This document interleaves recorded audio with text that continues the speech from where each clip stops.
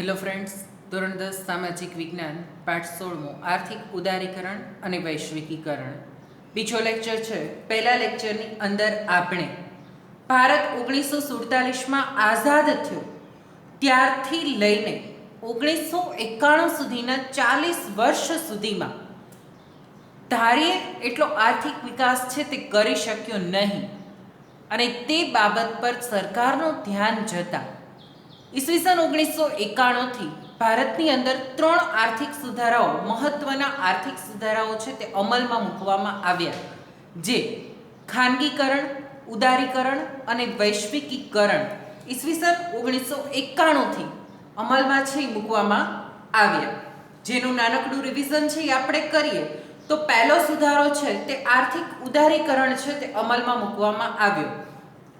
આર્થિક ઉદારીકરણની ચર્ચા છે આપણે ગયા લેક્ચરની અંદર કરી છે, એટલે વિગતવાર ચર્ચા નથી કરતા, માત્ર તેના હેડિંગ્સ છે એ જોઈએ તો સરકાર ઔદ્યોગિક નીતિ દ્વારા ખાનગી ક્ષેત્ર પરના અંકુશો અને નિયંત્રણોમાં ક્રમશઃ ઘટાડો કરે અને વિકાસને પ્રોત્સાહિત કરે તેને આર્થિક ઉદારીકરણની નીતિ કહેવામાં આવે છે. એટલે કે સરકાર છે તે ઉદ્યોગોને લગતી નીતિ દ્વારા ખાનગી ક્ષેત્ર પરના અંકુશો અને નિયંત્રણોમાં ક્રમશઃ ઘટાડો કરતી છે. એટલે ધીમે ધીમે આ નિયંત્રણો છે તે ઓછા કરે અને ઉદ્યોગોને અને વિકાસને પ્રોત્સાહિત કરે તેને આર્થિક ઉદારીકરણની નીતિ કહેવામાં આવે છે. તેના લાભમાં ઉત્પાદનમાં વધારો થયો. આર્થિક ઉદારીકરણની નીતિ અમલમાં મૂકી જેથી કરીને ઉત્પાદનમાં વધારો થયો. વિદેશી વ્યાપાર પણ વધ્યો, કારણ કે ઉદારીકરણ સરકારે છે એ નિયમો ઘટ્યા એટલે ઉત્પાદનો છે, ઉદ્યોગોની સ્થાપના છે તે પુષ્કળ પ્રમાણમાં થઈ, ઉદ્યોગો વધારે પ્રમાણમાં સ્થપાયા એટલે વિદેશી વ્યાપાર છે તે વધ્યો. હુંડિયામણમાં વધારો થયો, વિદેશના સાથે વ્યાપાર વધ્યો એટલે વિદેશી હુંડિયામણ, વિદેશી આવક પણ આપણા દેશને છે એ પ્રાપ્ત થવા લાગી અને વિદેશી હુંડિયામણમાં પણ વધારો થયો. આંતરમાળખાકીય સગવડતામાં પણ વધારો થયો, આંતરમાળખાકીય સગવડો વધી. ઉદારીકરણના ગેરલાભો: ઇજારાશાહી ન ઘટી. કેટલાક ઉદ્યોગોની માલિકી જે માલિકોની પાસે ઉદ્યોગો હતા તેની જ રહી અને તેના પરિણામે ઇજારાશાહીમાં કોઈ ઘટાડો ન થયો.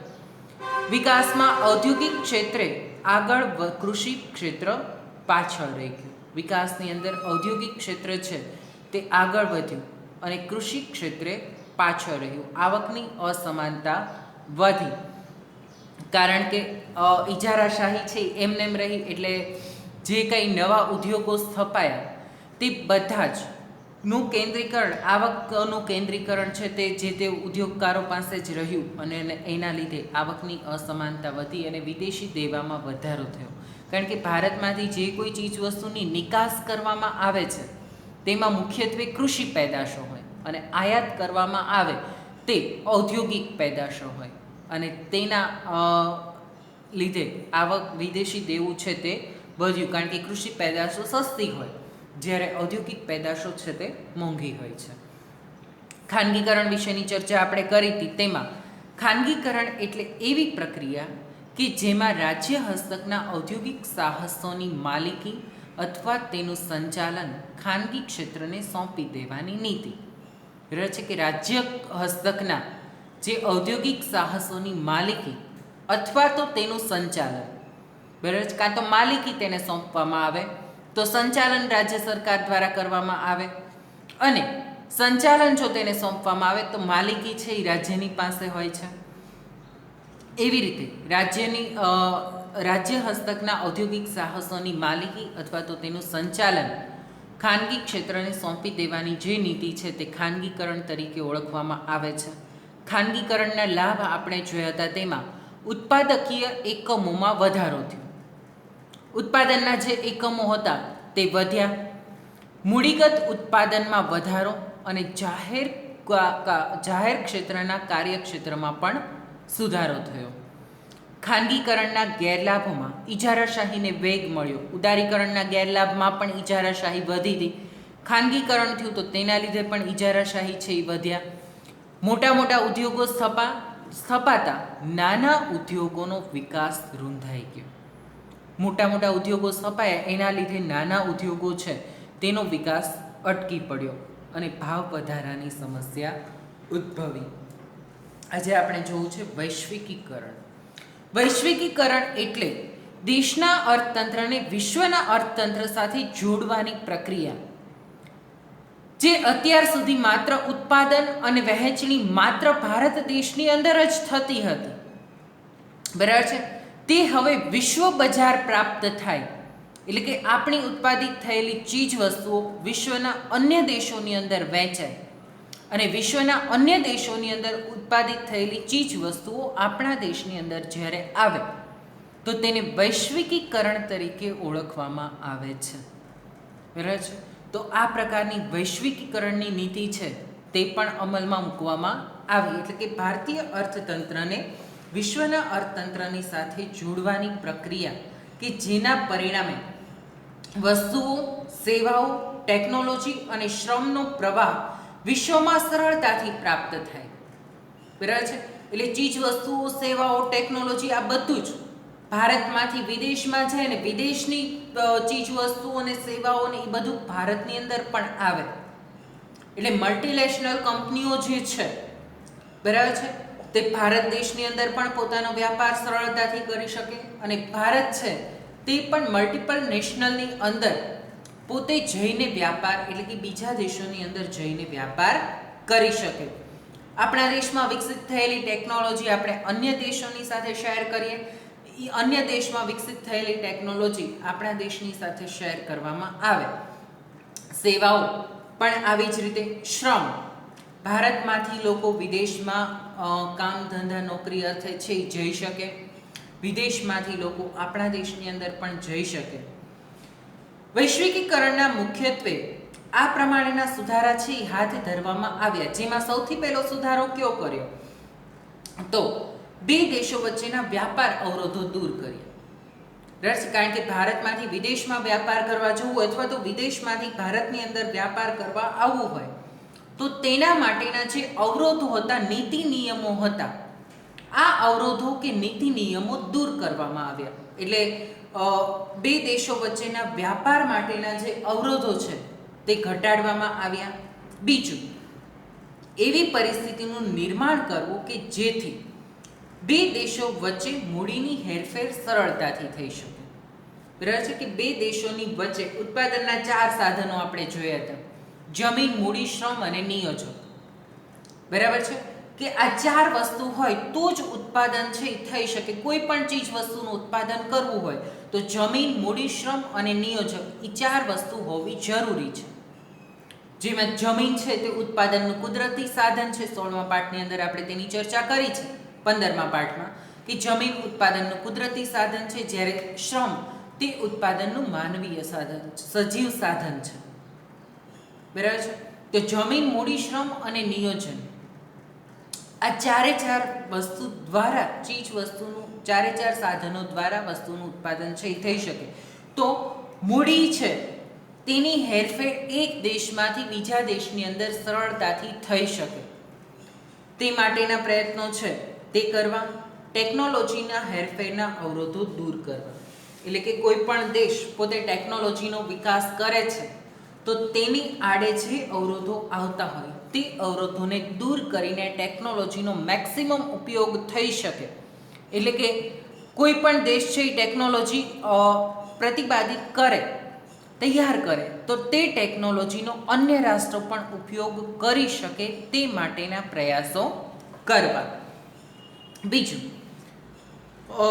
વિશ્વના જુદા જુદા દેશો વચ્ચે શ્રમની હેરફેર મુક્ત રીતે કરવી, એટલે કે જે વ્યક્તિ શ્રમ કરવા માટે તૈયાર છે, બરાબર છે, તો વિશ્વના અન્ય દેશોની વચ્ચે આ શ્રમની હેરફેર મુક્ત રીતે થઈ શકે. એટલે કે વ્યક્તિ છે એક દેશમાંથી બીજા દેશમાં કાર્ય કરવા માટે જઈ શકે, તે પણ એક વૈશ્વિકીકરણનો જ ભાગ છે.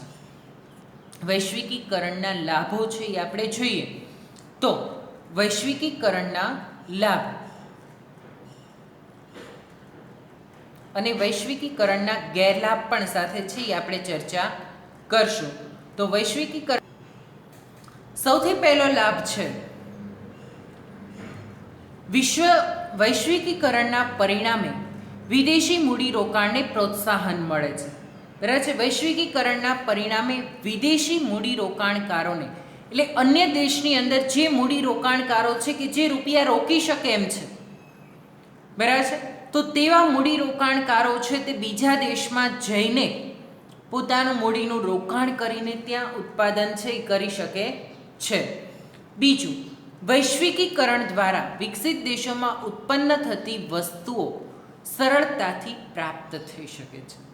કારણ કે વિકસિત દેશોની અંદર જે ચીજ વસ્તુઓનું ઉત્પાદન કરવામાં આવે છે તે ચીજ વસ્તુઓ વધારે ગુણવત્તાયુક્ત અને વધારે સારી હોય છે. તો આ ચીજ વસ્તુઓ છે એ વિકાસશીલ દેશોની અંદર પણ સરળતાથી ઉત્પન્ન થઈ શકે છે. વૈશ્વિકીકરણના પરિણામે ભારત જેવા વિકાસશીલ દેશો આંતરરાષ્ટ્રીય હરીફાઈમાં ટકી રહેવાની શક્તિ પ્રાપ્ત કરે છે. કે ભારત દેશ જેવા વિકાસશીલ દેશો, જે દેશો પોતાનો વિકાસ કરી રહ્યા છે, બરાબર છે, જેમાં ભારતનો પણ સમાવેશ થાય છે, તો ભારત જેવા આ વિકાસશીલ દેશો છે તે આંતરરાષ્ટ્રીય હરીફાઈમાં એટલે વિકસિત દેશોની સાથે હરીફાઈમાં પણ ટકી રહેવા માટે પોતે શક્તિ પ્રાપ્ત કરે છે. કારણ કે વધારે ઉત્પાદન ઉપર ધ્યાન આપશે. અન્ય વ્યક્તિની સાથે જ્યારે આપણે હરીફાઈ કરવાની હોય ત્યારે આપણે શું કરતા હોઈએ છીએ? આપણી શક્તિમાં વધારો કરીએ છીએ. બરાબર છે. તો વૈશ્વિકીકરણમાં પણ આવું જ જોવા મળે છે. કારણ કે વૈશ્વિકીકરણની અંદર એક રાષ્ટ્રને બીજા રાષ્ટ્રની સાથે હરીફાઈ છે, તો તેના લીધે ભારત જેવા વિકાસશીલ દેશો છે તે આંતરરાષ્ટ્રીય હરીફાઈમાં રહેવા માટે શક્તિ છે તે પ્રાપ્ત કરે છે. ત્યાર પછી આપણે વૈશ્વિકીકરણના ગેરલાભ જોવા છે. તો ગેરલાભોમાં વૈશ્વિકીકરણથી ગરીબી અને બેરોજગારીની સમસ્યા હલ કરવામાં ધારી સફળતા મળી નહીં. કારણ કે ભારતીય અર્થકારણને વૈશ્વિક અર્થકારણની સાથે જોડવામાં તો આવ્યું, પરંતુ વિશ્વ અર્થકારણની સાથે જોડતા જે સફળતા પ્રાપ્ત થવી જોઈએ તે સફળતા છે એ મળી નહીં. એટલે કે ગરીબી અને બેરોજગારીની સમસ્યા યથાવત રહી, વધી ઉલટાની. કારણ કે વિશ્વમાંથી શ્રમની હેરફેર થઈ, બરાબર છે, તો અન્ય દેશમાંથી લોકો છે એ કાર્ય કરવા માટે આપણા દેશમાં આવવા લાગ્યા, આપણા દેશમાંથી અન્ય દેશમાં જાય, બરાબર છે, તો તેના લીધે રોજગારીની તકો છે એટલી બધી વધી નહીં. ટેકનોલોજી આવતા રોજગારીની તકોમાં ઘટાડો થયો. બીજું, વિકાસશીલ દેશોને નિકાસ વૃદ્ધિ દ્વારા જે લાભો મળવા જોઈએ તે પૂરતા પ્રમાણમાં પ્રાપ્ત થઈ શક્યા નથી. બરાબર છે. કે વિકાસશીલ દેશો, જે દેશો વિકાસશીલ દેશો કોને કહેશું? જેની વિકાસની પ્રક્રિયા હજી ચાલુ છે, બરાબર છે, તે પ્રકારના દેશોને વિકાસશીલ દેશો તરીકે ઓળખવામાં આવે છે, જેમાં ભારતનો પણ સમાવેશ થાય છે. કારણ કે ભારત દેશની અંદર હજી વિકાસની પ્રક્રિયા શરૂ છે, બરાબર છે. તો આવા વિકાસશીલ દેશો છે તેની નિકાસ વૃદ્ધિ દ્વારા, એટલે કે જે ચીજ વસ્તુઓની નિકાસ કરવામાં આવે અને તેના પ્રમાણમાં જે પૂરતા પ્રમાણમાં પ્રાપ્ત થઈ શક્યા નહીં, લાભો જે મળવા જોઈએ તે લાભો છે, નિકાસ તો થાય, વિકાસશીલ દેશોમાંથી ચીજ વસ્તુઓ છે અન્ય રાષ્ટ્રોની અંદર મોકલાવવામાં આવે, પરંતુ વિકાસશીલ રાષ્ટ્રોમાંથી અન્ય રાષ્ટ્રોમાં જ્યારે ચીજ વસ્તુઓ મોકલાવવામાં આવે તો વિદેશી મૂંડિયામણ વધારે પ્રાપ્ત થવું જોઈએ, પરંતુ વિકાસશીલ રાષ્ટ્રોમાં પણ આવું છે એ શક્ય બન્યું નહીં. અને વૈશ્વિકીકરણના લાભ મોટા ઉદ્યોગોને વધુ મળ્યા છે, જ્યારે નાના ઉદ્યોગોને તેનો લાભ ઓછો મળ્યો છે. બરાબર છે. કે મોટા ઉદ્યોગોમાં જે ચીજ વસ્તુઓનું ઉત્પાદન થતું હતું તે ચીજ વસ્તુઓ વધારે પ્રમાણમાં અન્ય રાષ્ટ્રોની અંદર ગઈ, પરંતુ નાના ઉદ્યોગોની ચીજ વસ્તુઓ છે તે અન્ય રાષ્ટ્રોમાં ન જવાથી નાના ઉદ્યોગોને તેનાથી કોઈ લાભ છે તે પ્રાપ્ત થયો નહીં. એટલે નાના ઉદ્યોગોને એટલા બધા લાભ છે તે ન મળ્યા. આમ વૈશ્વિકીકરણના લીધે પણ કેટલીક સમસ્યાઓનું સર્જન છે તે થયું અને ધારી સફળતા છે તે પ્રાપ્ત થઈ નહીં. ફરીવાર વૈશ્વિકીકરણનું એક નાનકડું રિવિઝન આપણે કરીએ તો વૈશ્વિકીકરણ એટલે દેશના અર્થતંત્રને વિશ્વના અર્થતંત્ર સાથે જોડવાની પ્રક્રિયા કે જેના પરિણામે વસ્તુઓ, સેવાઓ અને ટેકનોલોજી અને શ્રમના પ્રવાહમાં વિશ્વમાં સરળતાથી પ્રાપ્ત થાય છે. વૈશ્વિકીકરણ નીચે મુજબ સુધારાઓ છે એ કરવામાં આવ્યા, જેમાં બે દેશો વચ્ચે વ્યાપારના અવરોધો દૂર કરવામાં આવ્યા. એવી પરિસ્થિતિનું નિર્માણ કરવામાં આવ્યું કે જેથી બે દેશો વચ્ચે મૂડીની હેરફેર સરળતાથી થઈ શકે. ટેકનોલોજીની હેરફેરના અવરોધો દૂર કરવામાં આવ્યા. વિશ્વના જુદા જુદા દેશો વચ્ચે શ્રમની હેરફેર મુક્ત રીતે થઈ.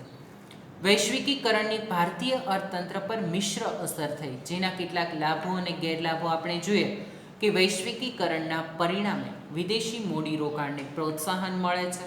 વૈશ્વિકીકરણ દ્વારા વિકસિત દેશોમાં ઉત્પન્ન થતી ચીજવસ્તુઓ સરળતાથી પ્રાપ્ત થઈ શકે છે. એટલે કે આપણે અમેરિકા જેવા વિકસિત રાષ્ટ્રોમાંથી કોઈ પણ ચીજવસ્તુ લાવવી હોય તો સરળતાથી આપણને મળી જાય છે.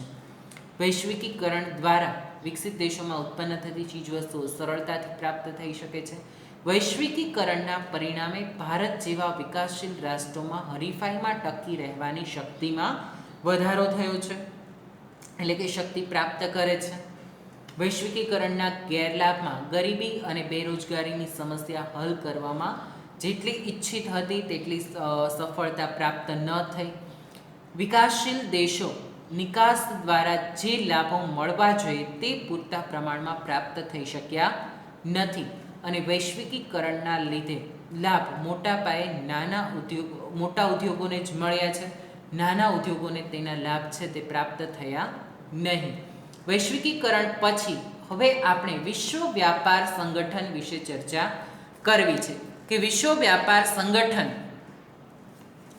WTO વર્લ્ડ ટ્રેડ ઓર્ગેનાઇઝેશન, જેને આપણે ગુજરાતીમાં વિશ્વ વ્યાપાર સંગઠન તરીકે ઓળખાવીએ છીએ, સંયુક્ત રાષ્ટ્ર સંઘના સભ્ય દેશો દ્વારા 1 જાન્યુઆરી 1995થી આંતરરાષ્ટ્રીય વ્યાપાર માટે વિશ્વ વ્યાપાર સંગઠન WTO શરૂ કરવામાં આવ્યું કે જેના દ્વારા આંતરરાષ્ટ્રીય વ્યાપાર ભારત છે તે વિશ્વના અન્ય દેશોની સાથે વ્યાપાર શરૂ કરી શકે અને એટલે કે વિશ્વના બધા જ દેશો એકબીજાની સાથે વ્યાપારથી જોડાય તે માટે સમગ્ર વિશ્વમાં જે જોડાયેલા દેશો છે તેના દ્વારા એટલે કે સંયુક્ત રાષ્ટ્રો દ્વારા વિશ્વ વ્યાપાર સંગઠન છે તે શરૂ કરવામાં આવ્યું. સંયુક્ત રાષ્ટ્રની જુદી જુદી કેટલી બ્રાન્ચો છે, બરાબર છે, તેમાંથી યુનેસ્કો, યુનિસેફ આ બધું પણ સંયુક્ત રાષ્ટ્રોની સાથે જોડાયેલું છે. તમે ધોરણ 9માં ભણી ગયા છો. અહીંયા માત્ર તમારે વર્લ્ડ ટ્રેડ ઓર્ગેનાઇઝેશન વિશે જ જોવાનું છે. તો વર્લ્ડ ટ્રેડ ઓર્ગેનાઇઝેશન 1 જાન્યુઆરી 1995ના રોજ સ્થાપવામાં આવ્યું છે. MCQમાં પૂછાય છે એટલે તમારે આ તારીખ છે તે યાદ રાખવાની છે કે વિશ્વ વ્યાપાર સંગઠનની સ્થાપના ક્યારે કરવામાં આવી, બરાબર છે. તો વિશ્વ વ્યાપાર સંગઠનની સ્થાપના છે તે 1 જાન્યુઆરી 1995ના રોજ થઈ. કઈ જગ્યાએ તેનું મુખ્ય મથક આવેલું છે? તો જીનીવા ખાતે. જીનીવા છે તે સ્વિટ્ઝરલેન્ડમાં આવેલું છે. આ સંસ્થાનું મથક સ્વિટ્ઝરલેન્ડના જીનીવા ખાતે આવેલું છે. એ પણ પ્રશ્ન MCQમાં પૂછાઈ શકે એવો છે કે ખાલી જગ્યામાં પણ પૂછાઈ શકે એવો છે કે વિશ્વ વ્યાપાર સંગઠનનું મુખ્ય મથક ખાલી જગ્યા શહેર ખાતે આવેલું છે. તો સ્વિટ્ઝરલેન્ડનું જીનીવા, બરાબર છે. માત્ર જીનીવા યાદ રાખો તોય ચાલશે, પણ તમને ખબર હોવી જોઈએ જીનીવા છે એ કયા રાષ્ટ્રની અંદર છે, બરાબર છે. એટલે સ્વિટ્ઝરલેન્ડની અંદર જીનીવા શહેર આવેલું છે, ત્યાં વિશ્વ વ્યાપાર સંગઠન છે તેની સ્થાપના કરવામાં આવેલી છે. વિશ્વ વ્યાપાર સંગઠનના ધ્યેયો જોઈએ આપણે, હેતુઓ. શા માટે વિશ્વ વ્યાપાર સંગઠનની સ્થાપના છે તે સંયુક્ત રાષ્ટ્ર દ્વારા એટલે કે યુનાઇટેડ નેશન્સ દ્વારા વિશ્વ વ્યાપાર સંગઠનની સ્થાપના શું કામ કરવામાં આવી? તો સૌથી પહેલો તો ધ્યેય છે કે વિશ્વના દેશો વચ્ચે વ્યાપારના અવરોધો દૂર કરવા, એટલે કે વિશ્વના જુદા જુદા દેશોની વચ્ચે જે વ્યાપારમાં સમસ્યાઓ હોય આ સમસ્યાઓ કે અવરોધોને દૂર કરવો તે તેનો મુખ્ય હેતુ છે કે વ્યાપારની સમસ્યાઓ વિશ્વના અન્ય રાષ્ટ્રોની વચ્ચે જોવા મળતી હોય તો તે વ્યાપારની સમસ્યાઓ તેના અવરોધો છે તેને દૂર કરવા. બીજું, વિશ્વ વ્યાપાર માટેના દેશના ઉદ્યોગોને વિશ્વ વ્યાપાર માટે દેશના ઉદ્યોગોને આપવામાં આવતું સંરક્ષણ દૂર કરવું. બરાબર છે. બીજો તેનો હેતુ છે કે ઉદ્યોગોનું સંરક્ષણ દૂર કરવું, એટલે કે દેશોને જે કંઈ ઉદ્યોગોને સંરક્ષણ આપવામાં આવતું હોય છે તેને દૂર કરવું અને તેના દ્વારા વિશ્વના એટલે કોઈ પણ રાષ્ટ્રની અંદર ઉદ્યોગો સ્થપાય તો તે બધા જ લોકો છે તેનો લાભ લઈ શકે છે. વિશ્વ વ્યાપાર સંગઠન દ્વારા તેની નીતિઓનું સંકલન, એટલે કે વૈશ્વિક વ્યાપાર નીતિ અને આર્થિક નીતિઓ માટે સંકલન સાધવું. વિશ્વ વ્યાપાર સંગઠન દ્વારા વૈશ્વિક વ્યાપાર નીતિ, એટલે કે ભારત દેશ છે, બરાબર છે, તેના નિયમો અને અમેરિકાના નિયમો, વિશ્વ વ્યાપાર સંગઠન બંને માટે નિયમો કેવા બનાવે? એક સરખા બનાવે. બરાબર છે. સંકલન સાધવું એટલે નિયમો એક સરખા હોવા. બરાબર છે. કે નીતિ એટલે કે નિયમો, નીતિઓનું સંકલન સાધવું. કે કોઈ પણ રાષ્ટ્ર છે, નહીંતર તો શું થાય કે વૈશ્વિકીકરણથી કોઈ પણ દેશ છે તે વૈશ્વિકીકરણ દ્વારા પોતાના રાષ્ટ્રના અર્થકારણને વિશ્વની સાથે જોડી દે. બરાબર છે. પરંતુ ભારતમાં ઉદ્યોગો માટેના નિયમો જુદા હોય, અન્ય રાષ્ટ્રોની અંદર જુદા હોય. બરાબર છે. પરંતુ આ વિશ્વ વ્યાપાર સંગઠન દ્વારા આ નીતિઓ છે, બરાબર છે, તે એક સરખા નિયમો બને તે માટે તેની સ્થાપના છે તે કરવામાં આવેલી છે. અને વિશ્વમાં ઉદ્ભવતા વ્યાપારી ઝઘડાઓનું નિરાકરણ કરો. બે રાષ્ટ્રોની વચ્ચે, કારણ કે વૈશ્વિકીકરણથી હવે માત્ર એક જ રાષ્ટ્ર નહીં પરંતુ એક રાષ્ટ્ર બીજા રાષ્ટ્રની સાથે ઉદ્યોગોથી જોડાય છે, તો તેની વચ્ચે ક્યારેક ઝઘડાઓ કે સમસ્યાઓ છે ઊભી થાય, બરાબર છે, તો આવા વેપારી ઝઘડાઓ થાય તો એ ઝઘડાઓ નિવારણ કરવાનું કાર્ય વર્લ્ડ ટ્રેડ ઓર્ગેનાઇઝેશન દ્વારા કરવામાં આવે છે.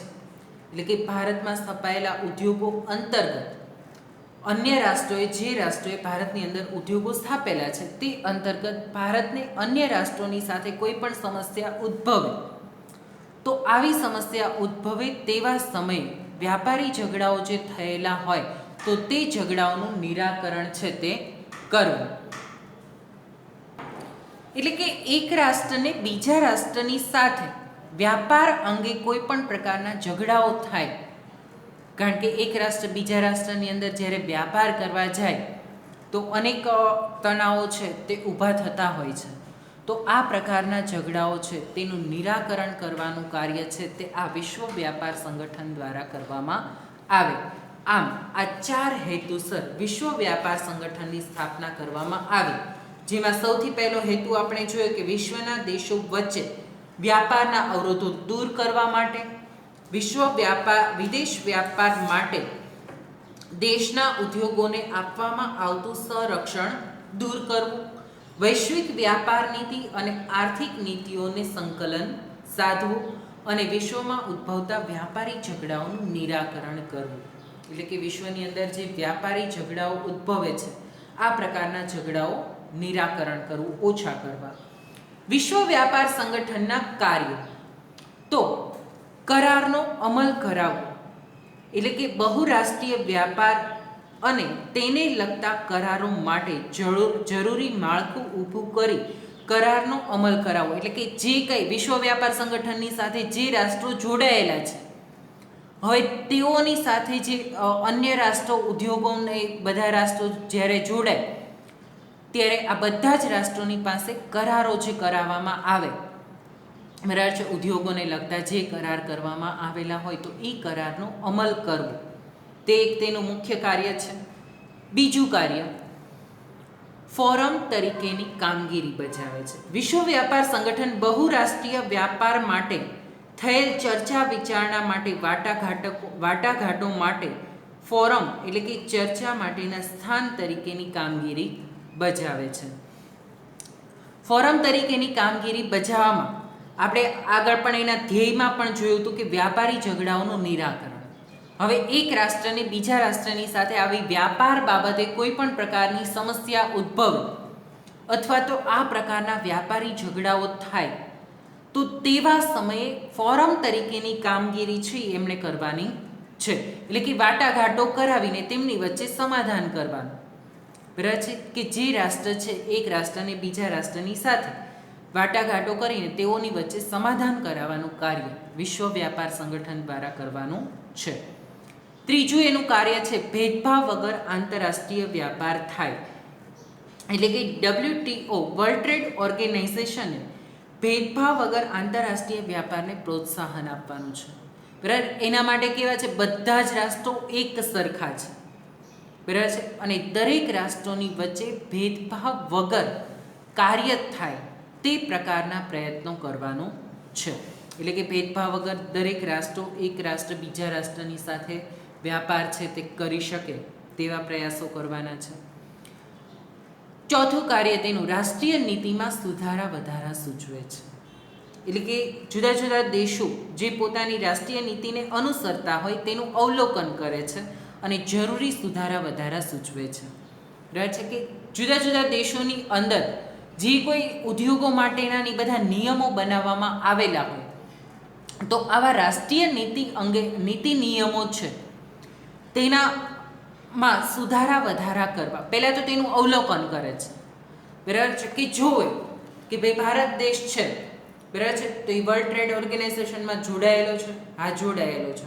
વર્લ્ડ ટ્રેડ ઓર્ગેનાઇઝેશનમાં જોડાયેલો છે, વિશ્વ વ્યાપાર સંગઠનમાં. તો ભારતની અંદર ઉદ્યોગો માટેના નિયમો કેવા પ્રકારના છે, બરાબર છે, તેમાં કયા કયા રાષ્ટ્રીય નિયમો, એટલે કે દેશની અંદર ઉદ્યોગો સ્થાપવા માટે અથવા તો સ્થપાયેલા ઉદ્યોગોને ચલાવવા માટેના નિયમો કેવી રીતે બનાવવામાં આવેલા છે, કયા કયા નિયમો છે તેનું અવલોકન કરે છે. જો એ નિયમો બરાબર હોય છે તો કોઈ પ્રશ્ન નથી, પરંતુ એમાં જો વિશ્વ વ્યાપાર સંગઠનને યોગ્ય લાગે કે આની જગ્યાએ આ પ્રકારના નિયમો રાખવામાં આવે તો દેશનો વિકાસ વધારે સારી રીતે થઈ શકશે, તો આ પ્રકારના નિયમોમાં સુધારો વધારો કરાવવાનું તે સૂચવે છે. બરાબર છે કે આ નિયમની જગ્યાએ આ પ્રકારનો નિયમ છે તે હોવો જોઈએ. એટલે કે નિયમોમાં સુધારા વધારા કરવા માટે